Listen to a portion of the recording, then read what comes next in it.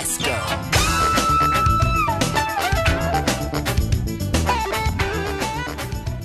Today on the Nose, we're going to talk about the fade out. William Weir writes in Slate magazine, the technique of ending a song with a slow decrease in volume over the last few seconds became common in the 1950s, ruled for 3 decades, but now he sees it in decline.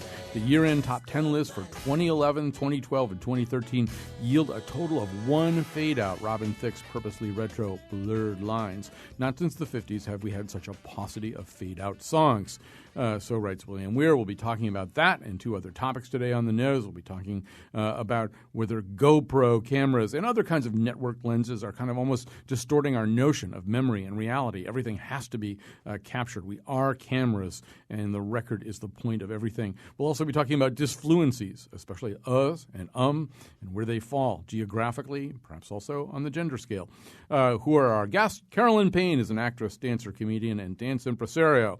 She has spent the last 3 months in an isolated location in the Adirondacks, teaching the future Miss America how to sing and clap and smack a red plastic cup. I guess this weekend it was all worth it, right? Except you couldn't really hear the plastic cup being smacked. Why did they put a backing track on that? It doesn't really make any sense, does it? Rand Cooper is a short story writer, novelist, and food critic. He spent the last 3 months as a substitute guard at Buckingham Palace, where his repertoire of pirouettes and silly walks caused him to be court-martialed with extreme prejudice. But the videos that remain are, you'll be immortal for those, right? I will be. And Irene Papoulis. Well, what can you say about Irene Papoulis that is not summed up, Betsy, get ready, that is not summed up in her own vocal expression of how she handles her relationship with fellow Nose panelist Luis Figueroa? Betsy?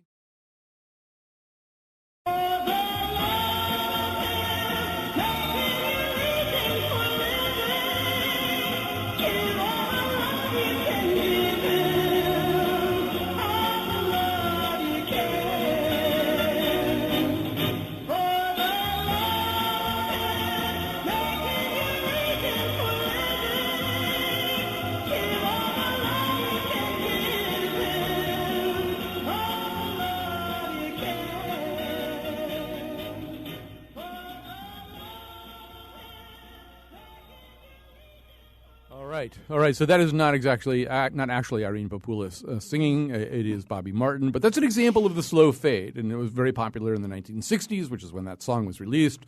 It is one of the least favorite songs in Rand Cooper's musical. It's the worst pop song ever. It is not. It's a very nice song, actually. It's actually, as a young boy, it struck me as a very optimistic expression of what love might be. It turned out to be not true, but I mean... optimistic expression of what love... Did you listen to the song, Irene? Yes, I did. And the line, it opens with, when he opens the door, says, I'm home. Be aware of the look in his eyes. They tell you the mood he's in, what kind of day it's been. Well, what is wrong with that? Anyway, we can't sit here debating the merits of that particular song. The real issue is that's the fade out, and so that was very much the way songs were in the 60s, 70s, 80s. William Weir, I think it's the same William Weir who also writes for the Hartford Courant, but writing in Slate magazine, he's kind of touched off a national conversation too. There's been other articles about it since then, about what's going on now that we don't have so many fade outs anymore, and what does this mean? Is this a sort of a change in fashion? Does it have something to do with iPods? Is it another thing we can somehow blame on millennials? As we know, I try to blame everything on millennials if I possibly can. Are you a millennial? Are you technically a millennial? I am technically really? A cusp, yes. Yeah, you seem like a cusp. You seem like a cusp. I'm right on the cusp. You're not a real millennial. You've been inside a bank, right? You haven't only ever used ATMs? Yeah, that's true. Okay, I have been in a bank. No, but you have a lot of millennial qualities, though. All right. I do. Yeah. So who's got a working hypothesis that one idea I suggested, and that I think prompted Rand to select that particular song, which he regards as so cheesy, is that there's something inherently cheesy and lazy about the fade out. But it doesn't really hold true universally or perfectly now, does it? You know, in this conversation, which has taken place mostly this morning, started yesterday, I find I've gone through several phases vis-a-vis the fade out. First of all, I hadn't really thought about it. It's one of those. At first, it's one of those sort of formal rules that was so pervasive in the pop music of my childhood that you didn't even consider it a musical or aesthetic option. It's simply the way songs ended. You're listening to a song on the radio, and it would just sort of gradually fade away. And so I was kind of shocked. And somebody would say, that was Bobby Martin. Right. That was Bobby Martin. For the love of him, coming up on our hit sweep. I was shocked to see that there was actually a graph that showed how steep the decline in the fade-out has been. So one question I would have, I'm not sure it was in this article, but maybe someone who read it more closely than I did would be able to say, is there some merely technological change behind this? Is it sort of different toys create did something happen in the 70s that made the fade in that way technologically sort of prominent that has changed? Or is this just a pure sort of culture of music change? Well, a number of technological explanations, at least for the arrival of the fade, really more in the 50s and early 60s, were posited in that article. And then I've read other articles since then that have all kinds of producers and arrangers and people like that positing other technological explanations, which makes me think it's not really, at least why it's fading is not a technological explanation. But I see some rustling over there in the populist corner. Let me put one hypothesis. You asked for one. There might be a performance-based hypothesis. One of the problems, back in the 60s and 70s, you were much more likely to be listening to a song on the radio than watching someone perform it, either live or on television or on YouTube, which didn't exist. And when you had a favorite song that ended in a fade, and then you saw someone perform it, on the Ed Sullivan Show or American Bandstand or something, there was always this awkward question: how are they going to do the fade? Because the fade is really a gradual turning down the volume. So is the singer just going to sit there and sort of sing a little bit more quietly and then a little bit more quietly? And often I found, as a 10 or 11-year-old watching TV, I had this little bit of formal curiosity. How would they do the fade? And sometimes the singer sort of sat there awkwardly, mouthing it over and over again, but looking tamer and tamer each time. Other times they would improvise a cold ending that is not a fade that just made it easier for them. So I'm wondering if the increase in sort of performative aspects of our exposure to music makes the fade, which was inherently awkward for a performer, less and less popular. Before I go to Irene Papoulis on this, our number 860-275-7266. 860-275-7266 if you have thoughts about musical fade-outs. It really is one of the, I think so much about musical topics, and I agree. Until reading this article, I never really thought one way or another about the fade-out and what it means and what its prevalence is. But Irene, do you have a working hypothesis? Yeah, well, I think it's interesting too the way once we learn, for those of us who are a little bit older, once we learn that something has changed from what we remember from our past, we immediately, or at least I do, get nostalgic for it and think, wait a minute, we shouldn't get rid of those fade outs. We need them, but why do we really need them? But my hypothesis, has to do with, so DJs used to do that, from going from one song to the next. Probably, I think, on the radio as well as, in any kind of dance situation, one song goes out and the other song goes in. Now they can mush together technologically much more easily, But I think it also, there's something about contemplation that we have so little of lately, and that I think there's something about the fade out that lets you just kind of take a minute that you wouldn't take if the song lasted through that fade-out time. So it's not a matter of time. It's just kind of that moment of sort of letting the song fade in your mind so that you appreciate it or somehow, just acknowledge its presence and the fact that it's leaving, that we don't like to do that anymore. It seems to me that we don't like to contemplate things. We just like to go on to the next one really fast. Well, it's those damn millennials. But let me just millennials. Before I say that, before I go to one of those damn millennials about this, David Huron of the School of Music and Center for Cognitive and Brain Sciences at Ohio University, in Ware's article, had a different interpretation, or a similar one to Irene's. With a fade-out, music manages to delay closure indefinitely. The stop gesture is replaced by a gesture toward the infinite. It just sort of keeps going. Things don't have to end. We don't want them to end. End is death. So it just keeps going a little bit more and a little bit more. And maybe there is room there for contemplation and transcendental meditation. But you damn millennials, well, one thing you damn millennials do is you listen on those newfangled iPods. And iPods do make switching from song to song very easy. So if a song is winding down, why continue to listen to it? There's something great coming up there on the click wheel. Is that it, Carolyn? Maybe. I mean, I didn't ever put any thought into into this at all. So when this came up as a topic, Rand was like, I'm going to go through songs and see what, and of course, the songs you were referencing, I had never heard of because I'm a millennial. No, but I went through some of my favorite songs from like the 80s, the 90s, and today. And I did notice that pop songs today do have cold endings, and that songs that that were from the 80s even did tend to do more of the fade out. And for me, this made me think that even though I thought I had paid no attention to this, I did realize that as a choreographer, I had been paying attention to this for a long time, because when I would look for music, especially if I was using more contemporary music, I wanted songs that had an ending, because when you're choreographing, you want to finish with a bang. You don't want to just have it trickle out. That's not a successful choreography tactic.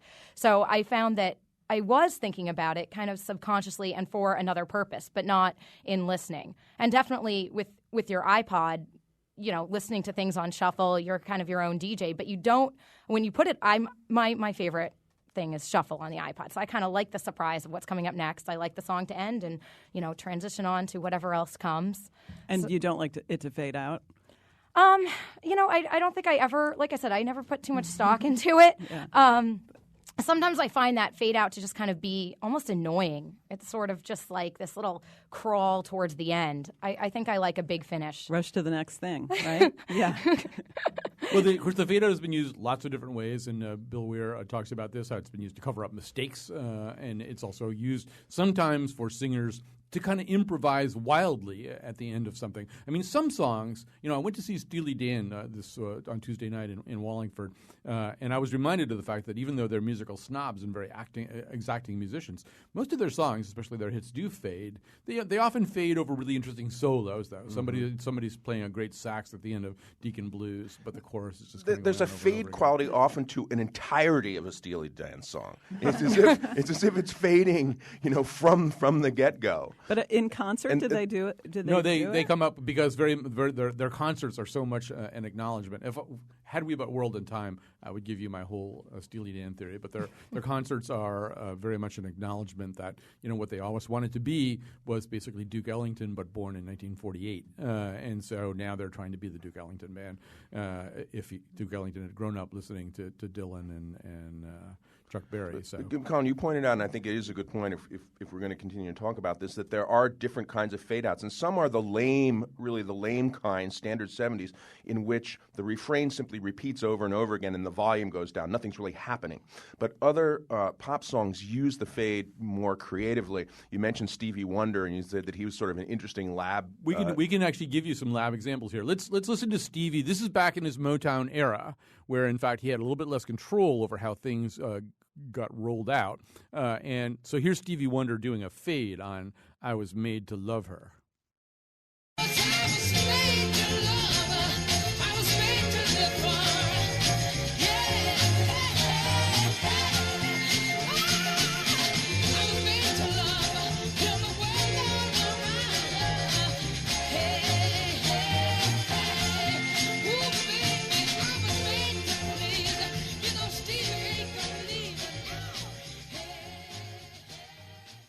And just for contrast, and then we'll go back to Rand's thought. We'll listen to Stevie Wonder. This is the song. It's the tail end of this hybrid song he does on the release Music of My Mind, when he really kind of had seized control of all aspects of his creative identity. And what you want to listen to here, the song's called Where Were You? It's the second half of the song that begins as Superwoman.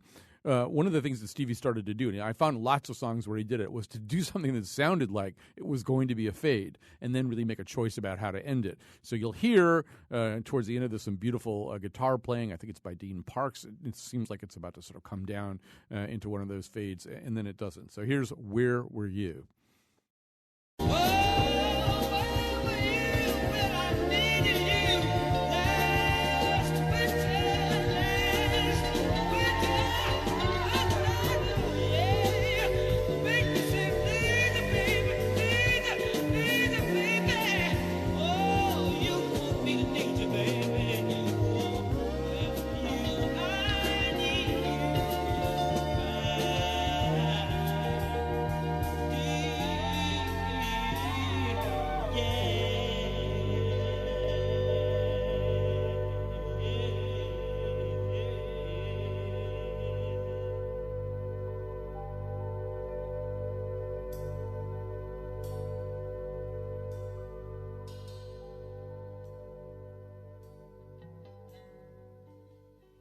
Now, there is a little fade there as he goes, dum, dum, dum, dum. But basically, he's taken the chorus all the way to the end and thought, no, I've actually got a way of kind of landing this song. Here's how I always I'm thought it was like the land it. doorbell ringing and she got there. It could be. It could be. Yeah, it's like a semi-fade, but interesting things continue to happen, although in miniature, and they keep you listening actually with more attention and more avidity as it shrinks away. I find with a lot of Stevie Wonder songs, something like that happens. Even the first one that you did, which was pretty standard fade, but the bass line continued sort of at the same volume, and the other elements were brought down, so you have this emerging bass line that came out of it. That was interesting to me. His song Golden Lady, to me, which does have a form of a fade, it repeats over and over again, but there's this continual key change in the refrain that's repeating, and it climbs and comes back down and climbs again, and you get this effect, even as the sound diminishes, of this mounting jubilation. And so there's a jubilant fade that Stevie Wonder can do. He's really creative in the way that he uses this form. Let's go to the English professor for a second and just think about whether or not this is some kind of extendable metaphor. And so one of the things that Betsy Kaplan wondered about is whether it tracks at all with sort of notions of how to end relationships. There is such a thing as a slow fade in relationships. I might save that one for Carolyn. I feel like Carolyn may have something to say about that. But the thing that I was thinking about too is there's an expression that sometimes is called Irish leave or something like that, or the Irish exit or something like that, which is people of my ethnicity will sometimes leave a party without saying goodbye, and it's because we don't really know how to end anything. We don't really want to have the conversation.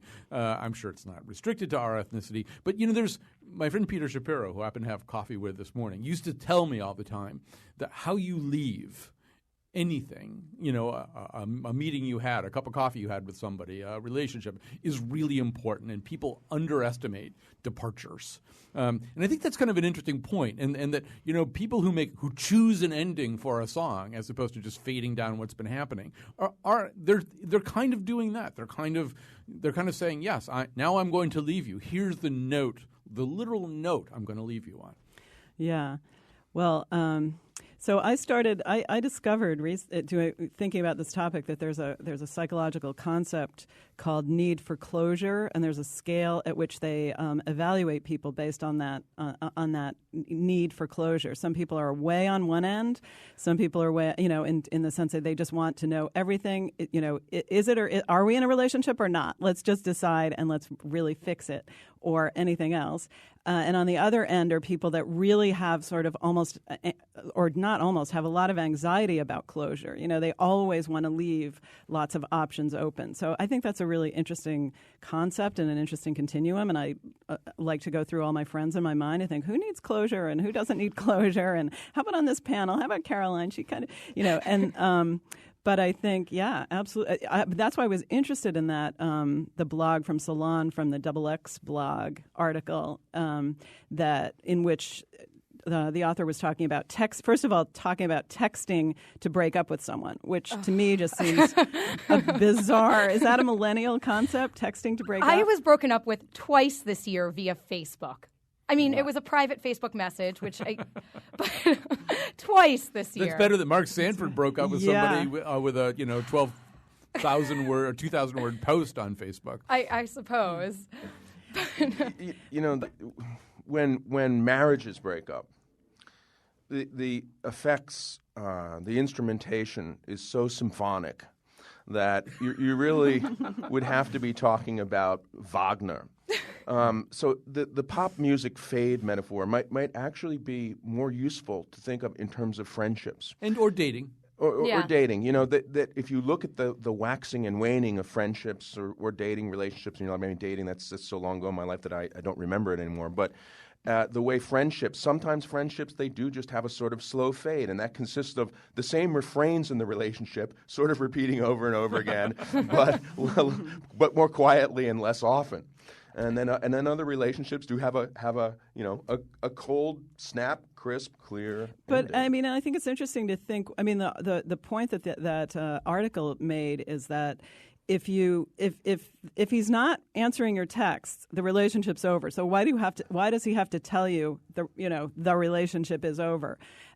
which is an interesting point, I guess, especially if if you've just dated someone once or twice. But I think there's something about it's the same thing with the fade in a way, because I think if you acknowledge some kind of closure, it kind of does justice to it or honors it in some way. Well, those damn millennials. No, I don't. But I do feel that there's a generational thing sometimes. You may correct me if this seems like an unfair, broad brush evisceration of an entire generation of daters. I'm sure it is exactly that. But a sense of like, well, when exactly is anybody dating anyway? Is this a real relationship? Are we just going out? Are we just sleeping together? It is confusing. I'm confused most of the time so when I'm seeing someone. I'm like, are we dating? Is this? I honestly don't know half the time if I'm in a relationship. And so are you reluctant to talk about it? Yeah, with the person? and then I think it makes it makes putting closure on something even more confusing, especially if in your mind you're seeing it as kind of a relationship and maybe he was seeing it as just something that was happening. A booty call. Yeah. What you're saying is that the protocol therefore is blurred, right? It is. With some relationships there's an obvious protocol. It's like you want to get out of this relationship, you're going to have the talk, capital T, capital T, with me. Oh, you're not walking away from this without having the talk, and it's going to be face to face. And apparently in the case of the Facebook breakup for me, that this guy was just trying to literally just do a nice slow fade, and then I wasn't picking up on it, and I wanted answers, and he's like, well, look, the problem is you're too confrontational, and he just didn't want to confront me for fear that I would, including about breaking up. Apparently. Yeah. Apparently, the thing that was his big problem with you also interfered with his ability to break up. Yeah, with you. Translate that. You actually have an emotional reality that you want to talk about. I could do one whole show a week on Carolyn's life. I swear to God. I have a good song for that. Which way you going, Billy? Can I go to? That has a long, slow fade of the bad kind, of the cheesy kind. All right, let's grab a call here from Alex. We do have to move on to other things. Here's Alex and Vernon. Hi, Alex. Hey, how's it going? It's fine. What's on your mind? I was having a very similar conversation with a producer friend of mine a few weeks ago about the shift and even the types of fades. When you looked at music from the early 60s, and it would be a really short, quick fade at the end, and then the song was over. And kind of how it progressed into, you look at some of the power ballads, and it's this really, long, drawn out kind of a statement, for the song ending and this whole thing coming to an end. And it's kind of been my thought that when you saw a shift in production style in what people were listening to, from the really polished studio recordings to if you take the at least rock and roll kind of music from the late 80s and early 90s, and it was becoming a lot more raw and a lot more like what you would see live, what you would see the band doing live, and they would be tracking the songs in these larger live rooms, and they would just end the song. I mean, you can't really try and do the fade live. I think you guys were talking about that earlier on television, when some of the singers or artists would be kind of, floundering or kind of standing around, and it would be this awkward, period there. And live, it's not any better, in front of an audience, and especially you kind of lose a lot of the emotion. Alex, great point, and thank you for that. We're going to have to end this topic. I have to keep us with a nose. I have to be a stern taskmaster. I have to move things along. We're going to go to the next segment. We are going to end either with Stevie Wonder doing another fade, which will make Irene Popoulos get up and dance, and possibly Carolyn as well, or the Beatles rejecting the notion of the fade. Betsy Kaplan is going to choose, and her choice will speak volumes about who she really is.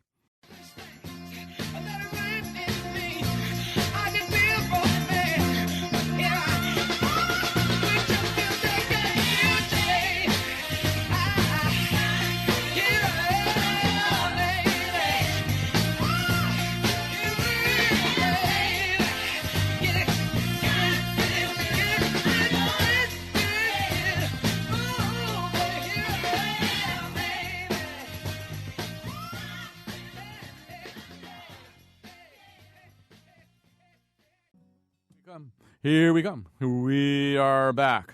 All right, so We're going to talk right now about, some of our thoughts here are triggered by an article in The Current. I think it's still the current issue of The New Yorker. It's by Nick Baumgarten. It's about the GoPro, life with the GoPro. The GoPro camera is something that can be mounted on you and take pictures take video of everything that you're doing, and how people now do things just so they can create GoPro records of them. He writes, when the agony of missing the shot trumps the joy of the experience worth shooting, the adventure, athlete, climber, surfer, extreme skier reveals himself to be something else, a filmmaker, a brand, a vessel for the creation of content. Now the purpose of the trip or trick is the record of it. Life is footage. So, and it's a very interesting article. It's I don't know if people have experienced GoPro cameras, and I think they're just a subset of this much larger phenomenon of so-called networked lenses. The fact that everywhere that you go, including Steely Dan concerts where this is very frowned upon, people will just want to hold up the phone in their hand and make this record. They're barely even paying attention to the concert that they paid a lot of money to go to. They just want to make this record and share on Facebook the fact that they were there, even though they weren't listening. They were fussing with their actual phone. But the GoPro is a little bit more than that, because it really is. I mean, I Am a Camera is an old movie title, but you are kind of really a camera in this situation. Irene, you were disconcerted by this article. Yeah, probably because of this. I don't think it's a little bit more than that, and another step away from the mystical transcendent that I like so much, that I've been advocating for today, because you're not in the experience. I mean, and also the thought that my students are going to be doing that in my class with me, and they're going to be or that your taking son is going to be base jumping off the Harkness Tower at Yale with his GoPro camera on his helmet. Just to put the video on his Facebook page, so it feels like another step towards. I mean, there's Dave Eggers' novel, The Circle, is just stayed. I don't think it's a great novel, but it's a great concept, and it's sort of a dystopian world in which, transparency is something that people have a goal of, which is just to make everybody, all your watchers, all your Facebook friends, watch your entire day, and I just find that completely horrifying. It's a big trend. I actually Get up on the microphone. Have a friend who recently confessed to the fact that she will buy something like food or clothing or something just to Instagram it. She'll, if there's a pretty cupcake, she's like, oh, I bought it just because I want to take a cool Instagram. That's horrifying. But the GoPro camera, I get, if you are skydiving and you want to film this and it'll, that's going to be very cool footage, and it's kind of this, first-person view of something that some of us will never experience. I am certainly never skydiving, so I would watch somebody's footage of it on GoPro, but I don't need to watch everyone's footage of it. My thing with GoPro, the first time I have seen these in action was this summer. I was running a 5K, and there was a guy who had a GoPro on his forehead. What are you filming at a 5K? This is just over 3 miles. It's not that, it's not that impressive. You don't need and the GoPro is not filming necessarily. What they're filming is the people in front of them. They're filming strangers from behind running. That's what they're getting in this shot. Mike Ditka used to have a sign on his desk that said, if you ain't the lead dog, the view never changes.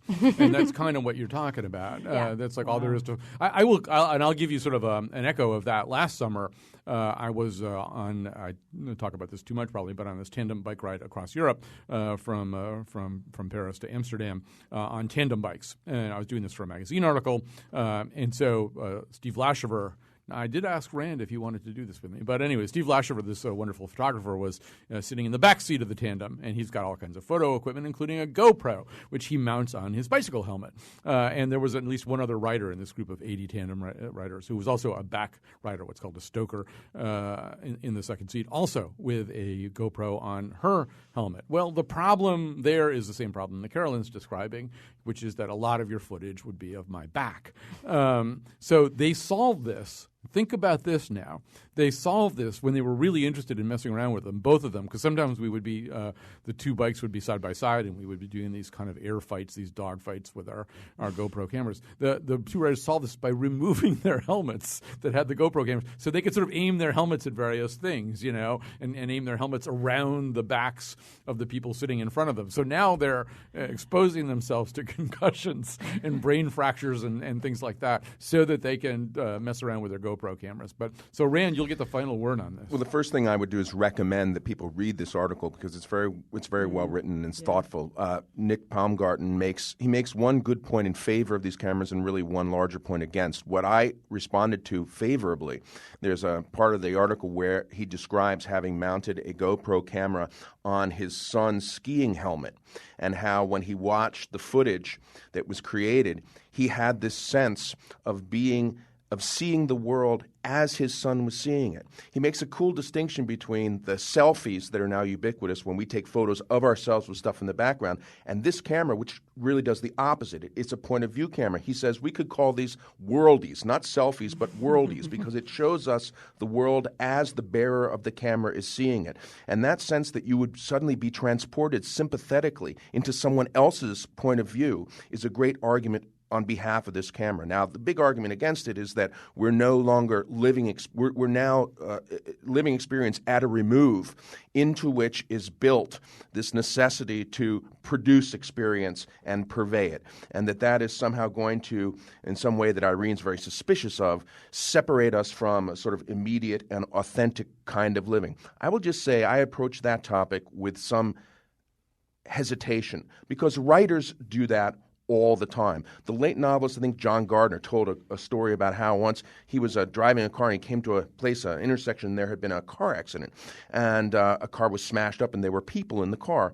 And as he ran to help, he was thinking at the same time and hating himself for thinking this, how will I write this? Where will this come out? What will I do with this? Mm-hmm. There is for writers, and I just finished, I'm going to talk about this in my endorsement, a biography of John Updike. Here was a person who was so driven to translate his life into usable and indeed sellable narrative that it often happened like the next day. So in a way, GoPro has turned everyone into that kind of voracious novelist who's creating narrative. And there are things gained and maybe things lost. Well, I do think we are going to, Betsy Kaplan wants to do a whole show about this, and I think she's right. Because the other part of what Rand's saying is, we know from all kinds of research, I think it's Elizabeth Loftus who's done a lot of the research on this, that we construct memories inaccurately, right? That most of our memories are these kinds of pastiches of what we think happened and what did happen, and just a very unreliable mechanism. And now, more and more, there are questions about how fungible is this story? Is there actually some kind of video record of it, Can I just tell it the way I want to? And I find myself also, I catch myself these days thinking, is this one of these things where I'll be able to rewind something and actually sort of pay a little bit more attention and figure out what happened? Or am I just living in the moment right now and it's flying by? Which is this? Because there's so many things that are now rewindable and recoverable. I think we have two states of attention now, probably. But even on those, you can't, it depends on when you turn the camera on or off. And there point could of view, the literal point of view. Yeah, so... All right, we have to move on because we have one more topic here, and I guarantee you that people will call up about this. How they will speak when they call up is an entire different question. So this all has to do with disfluencies. I think I was just on the verge of doing one, also called discourse particles. If those of you who remember Firesign Theater and we're all bozos on this bus, there's a great scene at the beginning where the primary character, his name is Clem, he arrives at some kind of amusement park or something, and there's a kind of speaking post into which you're supposed to say your name, and he says, Clem. And for the rest of the time that he's there, he's identified as Clem, and there are these announcements. So, well, Mr. Clem, please come to the... So disfluencies can stay with you for a long time. You could argue that JFK killed the hat, but rebirthed the disfluency. I mean, JFK was famous for putting this certain kind of punctuation into what he talked about. So we did look at this article, which they really badly screwed up at first, in which a couple of forensic linguists looked at the way and turn up on Twitter. Now, Twitter isn't really authentic American language, but they argue, well, it's close enough. It's the best place you're going to have a huge, huge data sample. And then they tried to divide up at least the United States geographically into us versus ums. And the way I would sum up the map is that lives in the heartland from Texas to the Great Lakes, basically, and kind of spreading out like spilled milk around there. Lives on the eastern seaboard. And, of course, everybody moves to California and Nevada. So out there in the west, it's all mixed up. There's us, there's ums. It's whatever you took with you from wherever you left. So, but it got us thinking about a lot of different aspects of uhs and ums and disfluencies and the meanings that they have and whether they're really as bad. Now, Carolyn, you were actually raised by and tiger moms and dads, right? You were spanked and locked in closets. Horribly really, but treated and that was grounded. drummed out of you, right? Yes, my parents used to yell at us if we used and when answering questions or talking at dinner because it made you sound like a liar or not confident or worse, both. So they trained us to feel that using either of those just was horrible. And I feel I use them less, or I'm very careful to try to. I hate myself when if I ever listen to this show or hear myself using them, I'm like, oh, you used an or an But then, as Rand pointed out, there are I'll use the word like a lot, which I think is, again, sort of a age group thing. I'll blame that on my age group. But my parents were very careful to train those out. And I think it's interesting because now I have that reaction when someone is using a lot of I just immediately assume that they are lying to me. The lying is another possibility. Well, but I know. But Rand, you made some very interesting points as we were emailing, including the fact that there's something naturalistic about uhs and ums. Tell us about the presidential candidate thing. I think that's a great story. Well, I think, first of all, becoming self-conscious about the language you're using as you use it is a particular form of intellectual torment. and we're all going to be necessarily subject to that for the rest of this show. But it did occur to me to think, I tried to think of the people I've known in my life whose sentences parse most perfectly and contain the least amount of gunk. And I came up with a couple. One professor of mine in college, and he spoke with an almost eerie perfection. And it occurred to me to think that if someone speaks really without tossing any of this junk in, it's almost a little bit unsettling. Either the person is sort of a control freak or possesses a level of intelligence that he or she can just casually toss off perfect sentences without any hesitations, which is also scary. So anyway, I recalled reading an article that some linguists had analyzed all of the presidential candidates and their public utterances of the past 50 years to see who was the most perfectly grammatical, whose syntax was the least cluttered. And they came up with the best and most perfect speaker of English of all of our candidates of the past 50 years was Michael Dukakis. So it suggests that speaking cleanly, speaking without the sort of garbage particles that actually endear you to your fellow Americans is not a recipe for winning. Although Obama has always done a fair number of uhs and ums. I saw another and knows. He's a huge He does a little sotto voce. The situation in the West. That's a whole other show, though. By the way, if you want to talk about uhs and ums, 860-275-7266. You have to declare your preference. 860-275-7266. Irene, you are such a perfect summation demographically of what you should be. You're an East Coast person, and you're a woman. Women favor ums over uhs. And in fact, you are an ummer. Yeah. Yes, I'm an ummer. I admit it.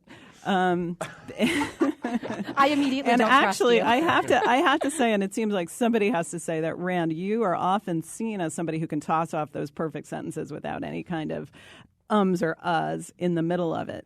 So it's interesting that you don't see yourself that way, or you would marvel or remark on somebody else that was seen that way. I mean, it's hard to listen to yourself as you're speaking. Right. Yeah, but that's yeah.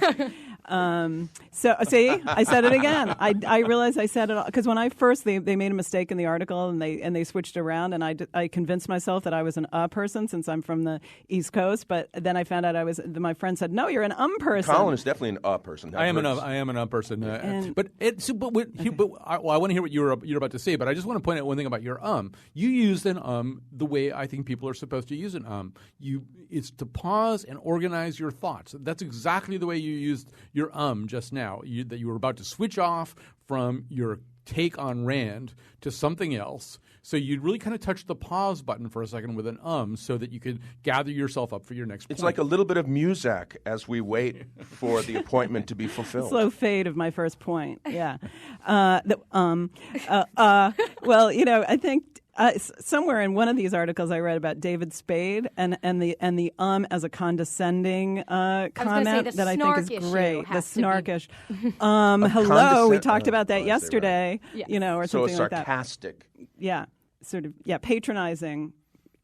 And the article touches upon that, especially because this is Twitter. So these are written ums and ahs, and they are more often than not, I suspect, on Twitter being used in that. What's this about? Or, in the snark, the making a point of, I think they referenced somebody talking about the iPhone watch. So this is a watch, so we wear it. It's hard to imagine. When I was a child, we traveled a few times to Canada, and there, for the first time, we encountered a, and to us, that was an exotic, romantic and highly attractive speech tick. And it's hard to imagine anyone feeling that way about and I mean, I certainly appreciate that Irene takes a moment to organize her thoughts, and we all benefit from that. But I for years I thought, that Canadian a was such a lovely thing. Well, and then how about the French and I mean, then you could start or the that's right, the French Spanish a. And apparently there's an in German, ahm in German. I don't know can you confirm that? Well, yeah, and I do think I want to say one thing about Canadians, and I'm heading for Canada tomorrow morning to Quebec City and to Montreal. But in the middle of Canada, Canadians use a little bit differently. It's kind of like they use it the way some people will use ketchup. They just put it on everything. Yeah. And so, I mean, I was with some Canadian fishing guides when a snake was trying to get in our boat from out of the water. A swimming snake was trying to get into our boat from the water, which, is an alarming thing if you're fishing. Like, why does the snake even want to be in the boat? Why does it want to be in the water? Like the rabbit that attacked Jimmy Carter. Yes, exactly like this. And the Canadian fishing guides were going, And it wasn't like they didn't know what to say or they were trying to think of some Papulian mot juste about this. It was just that that's what they say about everything. They say, That's a placeholder for there's a snake trying to get in our boat. Rand accused me of overusing placeholder earlier this week. That's the only reason I did that. From our signature words conversation of last week. All right, we've got a call or two, and then we're going to have to move on. Here's Rick in Chaplin, which is almost like being in Canada. Hi, Rick. Hey, Colin. Good show. Something that's been driving me crazy lately is you hear in conversation or like an interviewer, I even heard this on NPR, interviewer saying, right? And it's almost like a subconscious tool of persuasion. So they're trying to make a point and they'll sneak in this little right. Have you noticed that? This is a new locution. I'm aware of it. I've started doing it myself. I know where I got it from. Where'd it's highly infectious because my 8-year-old daughter has just in the past 6 months begun saying, that was really funny, right? Yeah. And I've picked it up from a lot of my speech tics come from listening to Slate Culture Gabfest, and Stephen Metcalf and some of the other people on that show have become, to me anyway, they pioneered that current use of right and intellectual discourse too. So it's things like, I don't know, like deconstruction is spread into other kinds of thinking, right? Because it's and you put it right in the middle sometimes, or sometimes you put it on the end of the sentence. But either way, I think Rick's correct. You're inviting somebody to agree with you. And there's something patronizing about it too. But I think though, because it's sort of like you're saying, right? You must understand this as I do. Right? Either that, or if I'm wrong, you're going to stop me right now because I'm asking you if I'm right. We do have to take a break right now because we have to have some time for endorsements. So that's what we'll do. We'll break. We'll endorse.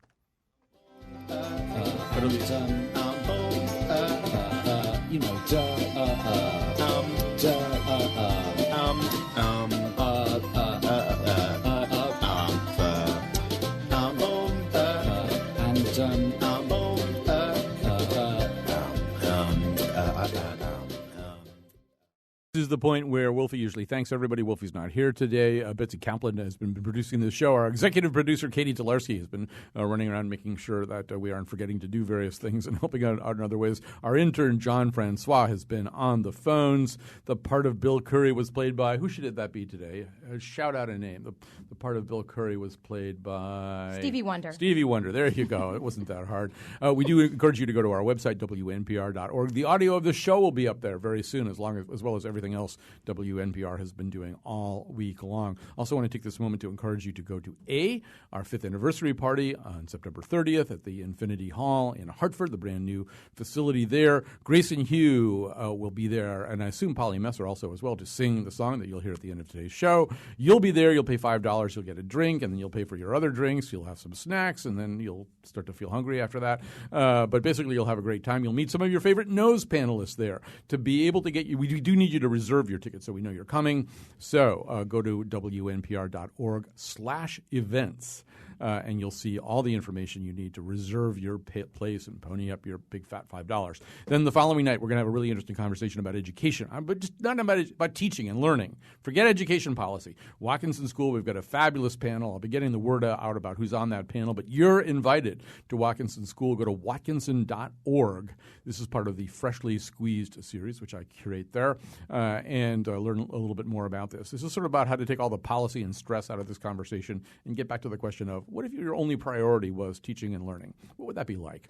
All right, so those are my announcements. Now it's time for endorsements. Carolyn, what are you going to endorse today? I am endorsing the Hartford Hodgepodge and Envision Fest, which both are tomorrow. Well, Hodgepodge goes on throughout the fall, I believe, but Envision Fest is tomorrow in downtown Hartford. There's all sorts of cool events, and it'll be fun, so I encourage you to go. I also am, this is sort of an anti-endorsement, but I am on a campaign to just stop all things pumpkin. I am pumpkin sick spice lattes? of pumpkin spice They everything. are the devil's brew, I think. They are, yes. I agree with you about that. So Hodgepodge, by the way, is this thing, this downtown Hartford thing on Saturdays, and it has all kinds of booths and tradespeople and even some farmers and stuff too. I think Envision Fest is kind of it's a terrible name for a festival. Envision Fest is just awful. It's like a machine came up with the name, but it's a great thing in downtown Hartford. You're absolutely right. Irene, on to you.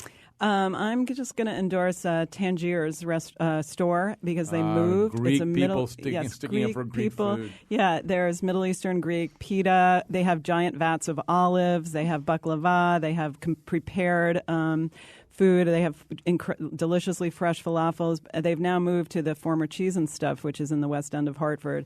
And you can sit outside there now on a couple of tables, and it's just the people that run it are just a delightful group of brothers, and it's wonderful.